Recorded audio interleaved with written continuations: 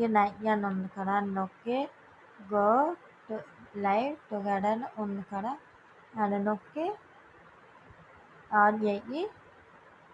నెయ్యి అని ఉంది కదా వెనక్కి అని ఉంది కదా అని నొక్కి నెయ్యి అని ఉంది అని నొక్కి తర్వాత పైన లింక్ అని ఉంది అది నొక్కి బ్లూ కలర్ నొక్కాలి. బ్లూ కలర్ నొక్కి అని నొక్కి తర్వాత అక్కడ షేడ్ అని ఉందా, షేడ్ అని నొక్కి బోడా పోయి ఉంది కదా అది నొక్కి ఇక కాపీ చేయం కదా అది నొక్కి పైన పోయి అని ఉంటుంది అది నొక్కితే వచ్చేస్తుంది, తిరుగుతుంది, లైవ్ వచ్చినట్టే. ఓకేనా? బాయ్ అందరికీ.